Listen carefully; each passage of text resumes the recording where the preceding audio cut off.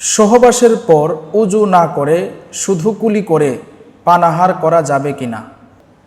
জানাজার নামাজ কিভাবে পড়াবো? ফজরের ওয়াক্তের সময় যদি ফরজ নামাজে জামাতে দাঁড়িয়ে যায় তাহলে সুন্নত পরে জামাতে দাঁড়াবো নাকি সুন্নত পরে পড়ব? আর সুন্নত যদি ছুটে যায় তাহলে কখন পড়ব? জুনায়েদ অনেক দিনের পরিচিত একজনকে বিয়ে করেছে। সে বিয়ের পূর্বে ইসলামের অনেক হুকুম আহকামের বিষয়ে সচেতন ছিল না। এখন সে পরিপূর্ণভাবে ইসলামের হুকুম আহকাম মেনে চলার চেষ্টা করে। তার স্ত্রী মুসলিম হলেও ধর্মের বিষয়ে একেবারেই উদাসীন এবং পর্দা না করার বিষয়ে অটল। শারীরিক সমস্যার কারণে স্ত্রী গর্ভধারণ করতে পারছে না এবং এই ব্যাপারে কোনো ডাক্তার দেখাতে চায় না। জুনায়েদকে তার স্ত্রী দ্বিতীয় বিয়ের অনুমতি দিতে অস্বীকৃতি জানিয়েছে। জুনায়েদ এখন কি করতে পারে? দান খয়রাত কাদের কাদের করা যাবে? আপন আত্মীয় স্বজনদের মধ্যে কাদের দেওয়া যাবে? সদকা কাদের দেওয়া যাবে? আর যাদের দিব তাদের এটা কি বাবদ দিলাম সেটা না জানিয়ে দেওয়া যাবে কি? আসসালামু আলাইকুম ওয়া রাহমাতুল্লাহি ওয়া বারাকাতুহু। সুপ্রিয় দর্শক মণ্ডলী, আপনার জিজ্ঞাসা প্রশ্ন উত্তর পর্বে আপনাদেরকে স্বাগতম। আপনারা দেখছেন ইসলামিক টিভি নেত্রকোনা এবং ইসলামিক টিভি ফেসবুক পেজে আপনার জিজ্ঞাসা প্রশ্ন উত্তর পর্ব অনুষ্ঠান। আমরা আপনাদের প্রশ্নগুলোর অনেক গুরুত্ব দিয়ে থাকি, এই জন্য প্রতি পর্বে আমরা 5টি প্রশ্নের সমাধান দিয়ে থাকি ইনশাআল্লাহ। তো সুপ্রিয় দর্শক, আজকেও আমরা আপনাদের 5টি প্রশ্নের সমাধান নিয়ে আপনাদের সামনে হাজির হয়েছি। তো আমরা কথা না বাড়িয়ে আজকে দেখব আজকের প্রশ্নগুলো কি এবং তার উত্তর কি হবে। আমরা সর্বপ্রথম প্রশ্নটি দেখব যে কি করেছেন এবং তার উত্তর কি হবে। 1 নম্বর প্রশ্ন করেছেন এক ভাই, জানাজার নামাজ কিভাবে পড়াবো? মাশাআল্লাহ, চমৎকার একটি প্রশ্ন। সুপ্রিয় দর্শক, জানাজার নামাজ কিভাবে পড়াবো এটা আসলে সকলেরই জানা উচিত। কারণ আমরা আমাদের মা বাবা ভাই বোন আত্মীয় স্বজন মারা গেলে আমরা নিজের মা বাবার ভাই বোনের জানাজা নিজে পড়াতে পারি না, এরকম অনেকেই আছে। এই জন্য আমরা যেহেতু মুসলমান, আমাদের অবশ্যই এই বিষয়টা খেয়াল রাখতে হবে যে জানাজার নামাজটা যেন আমার মা বাবার আমি পড়াইতে পারি, আমার ভাইয়ের জানাজার নামাজটা যেন আমি পড়াইতে পারি। তো এই জন্য আমরা মনোযোগ দিয়ে শুনব। জানাজার নামাজ এটা হচ্ছে ফরজে কেফায়া। তো এই জন্য ফরজে কেফায়া জানাজার নামাজ এটা আমরা কিভাবে পড়ব? স্বাভাবিকভাবে যেভাবে আমরা পবিত্র হই, নামাজের জন্য আমাদেরকে পবিত্র হতে হবে। পবিত্র হয়ে আমরা এরপরে সর্বপ্রথম নিয়ত করব, মাইয়াতকে সামনে রেখে আমরা নিয়ত করব যে আমি ফরজে কেফায়ার জানাজার নামাজ অতিরিক্ত 4 তাকবীরের সহিত আমি ইমাম হয়ে পড়াইতেছি, অথবা যিনি ইমামের পিছনে থাকবে তিনারা বলবে আমি ইমামের পিছনে আদায় করতেছি। এভাবে আমরা নিয়ত করব কিভাবে? কান পর্যন্ত হাত উঠিয়ে আমরা আল্লাহু আকবার বলে হাত বাঁধব। হাত বাঁধার পরে আমরা সানা পড়ব। সানাটা কিভাবে পড়ব? সুবহানাকাল্লাহুম্মা ওয়া বিহামদিকা ওয়া তাবারাকা ইসমুকা ওয়া তাআলা জাদ্দুকা ওয়া জাল্লা সানাউকা ওয়া লা ইলাহা গায়রুক। সানা পড়ার পরে আমরা একটি তাকবীর দিব, আল্লাহু আকবার। হাত যেভাবে আমাদেরকে বাঁধা আছে এভাবে বাঁধাই থাকবে, শুধু আমরা তাকবীর দিব। এরপরে আমরা দুরূদ শরীফ পড়ব। নামাজে যে দুরূদ শরীফ পড়ি এটা পড়ব, আল্লাহুম্মা সাল্লি আলা মুহাম্মাদি ওয়া আলা আলি মুহাম্মাদ কামা সাল্লাইতা আলা ইব্রাহিমা ওয়া আলা আলি ইব্রাহিম ইন্নাকা হামিদুম মাজিদ। আল্লাহুম্মা বারিক আলা মুহাম্মাদি ওয়া আলা আলি মুহাম্মাদ কামা বারাকতা আলা ইব্রাহিমা ওয়া আলা আলি ইব্রাহিম ইন্নাকা হামিদুম মাজিদ। দরুদ শরীফ পড়ার পরে আমরা আবার আরেকটি তাকবীর দিব, আল্লাহু আকবার। তাকবীর দেওয়ার পরে আমরা এরপরে দোয়া পড়ব। এখন আমাকে মনে রাখতে হবে, মাইয়েত যদি সাবালক হয়, পুরুষ অথবা মহিলা, তাহলে আমরা এই দোয়াটা পড়ব, আল্লাহুম্মা গফিরলি হাইয়িনা ওয়া মাইয়িতিনা ওয়া শাহিদিনা ওয়া গায়িবিনা ওয়া সগীরিনা ওয়া কাবীরিনা ওয়া যাকারিনা ওয়া উনসানা আল্লাহুম্মা মান আহইয়াইতাহু মিন্না ফাতাওয়াফফাহু আলাল ইসলাম ওয়া মান তাওয়াফফাইতাহু মিন্না ফাতাওয়াফফাহু আলাল ঈমান। আর যদি সাবালক না হয়, ছোট্ট শিশু হয়, শিশু হলে মেয়ে অথবা ছেলে দেখতে হবে। ছেলে হলে একটি দোয়া, মেয়ে হলে আরেকটি দোয়া। আর যদি মেয়ে হয় তাহলে আল্লাহুম্মা জাআলহা লানা ফারাতাও ওয়া জাআলহা লানা আজরাও ওয়া যুকরাও ওয়া জাআলহা লানা শাফিআও ওয়া মুশাফফাআ।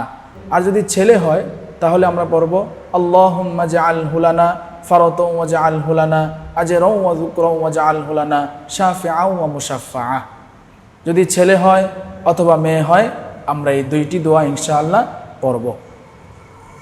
তো সুপ্রিয় দর্শক, আমরা জানাজার নামাজ কিভাবে পড়তে হবে সংক্ষেপে আমরা এর উত্তর জানলাম। তো আমরা এখন জানব দ্বিতীয় নাম্বার প্রশ্নের উত্তর। দেখি দ্বিতীয় নাম্বার প্রশ্নটি কি এবং তার উত্তর কি হবে। দ্বিতীয় প্রশ্নটি করেছেন এক ভাই, সহবাসের পর উজু না করে শুধু কুলি করে পানাহার করা যাবে কিনা, আর যদি শুধু কুলি করে পানাহার করে ফেলি তাহলে কি কোনো সমস্যা হবে? কোরআন হাদিসের দলিল সহ বিস্তারিত জানাবেন, জাযাকাল্লাহু খাইরান। সুপ্রিয় দর্শক, চমৎকার একটি প্রশ্ন। গোসল ফরজ হওয়া অবস্থায় পানাহার করা জায়েজ আছে, তবে তার আগে উজু করে নিতে হবে। আমরা যদি সহবাস করে পানাহার করতে চাই তাহলে আমাদের উচিত হবে আমরা উজু করে এরপরে পানাহার করব। পানাহার করা জায়েজ আছে। হযরত আয়েশা রাদিয়াল্লাহু তাআলা আনহা থেকে একটি হাদিস বর্ণিত আছে, তিনি বলেন রাসূলুল্লাহ সাল্লাল্লাহু আলাইহি ওয়াসাল্লাম গোসল ফরজ হওয়া অবস্থায় পানাহার কিংবা ঘুমানোর ইচ্ছা করলে নামাজের মতো তিনি উজু করে নিতেন। আয়েশা রাদিয়াল্লাহু তাআলা আনহা থেকে যে হাদিসটা এসেছে এটা সহিহ মুসলিম শরীফের 300 হায়েজ অধ্যায় 305 নম্বর হাদিস। তিনি বলছেন যে রাসূলুল্লাহ সাল্লাল্লাহু আলাইহি ওয়াসাল্লাম তিনি ফরজ গোসল যখন তিনার হতো তিনি ঘুমের উদ্দেশ্যে কিংবা যদি কোনো কিছু পানাহার করতেন তাহলে তিনি নামাজের মতো উজু করে নিতেন। তাহলে আমরা বুঝতে পারলাম যে আসলে ফরজ গোসল হলে, আমার যদি গোসল ফরজ হয় তাহলে পানাহার করতে পারবো, কিন্তু আমাকে উজু করে নিতে হবে। তা আমরা এখন জানলাম দ্বিতীয় নাম্বার প্রশ্নের উত্তর। আমরা এখন জানব তৃতীয় নাম্বার প্রশ্নের উত্তর। দেখি 3 নাম্বার প্রশ্নটি কি করেছেন এবং তার উত্তর কি হবে।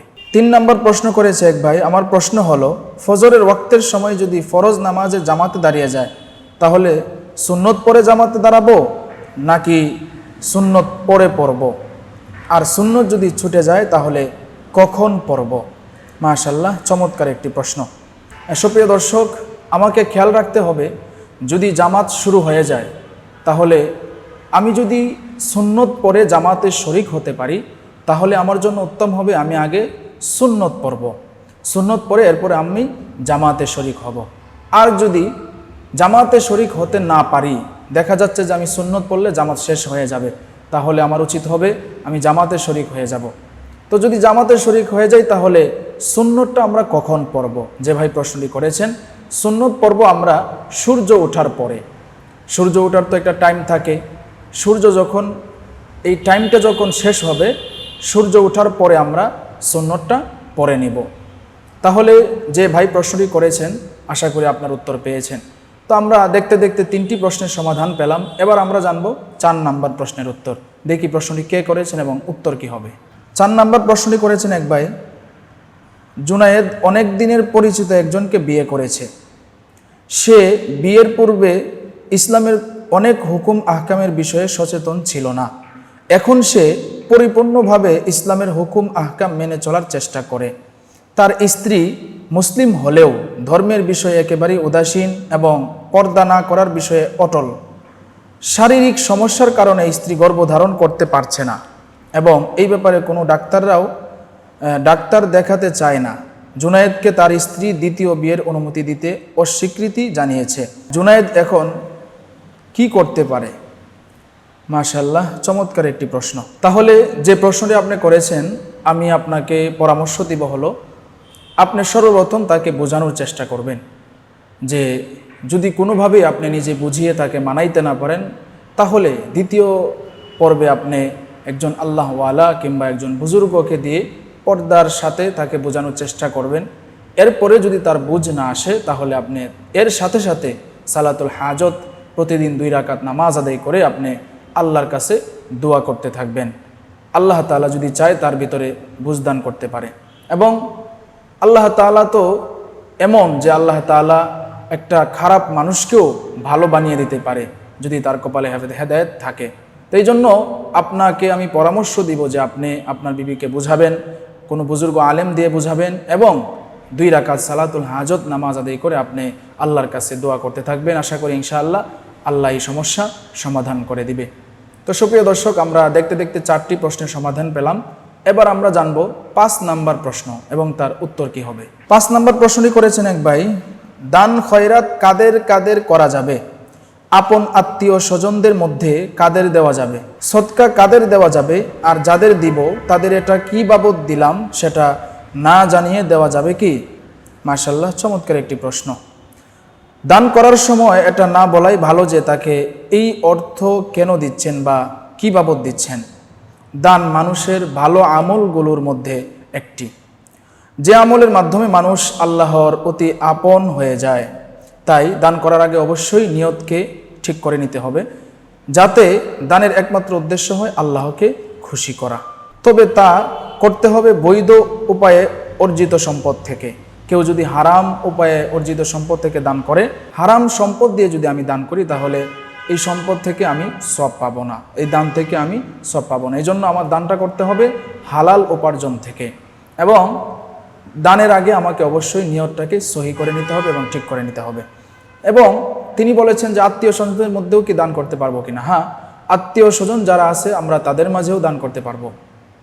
যে আমাদের যারা আত্মীয় স্বজন আছে আমরা আত্মীয় স্বজনদের মাঝে দান করব, এবং আরও যারা গরিব অসহায় এতিম মিসকিন আছে তাদেরকেও আমরা দান করার চেষ্টা করব, এবং মসজিদ মাদ্রাসায় দান করার চেষ্টা করব।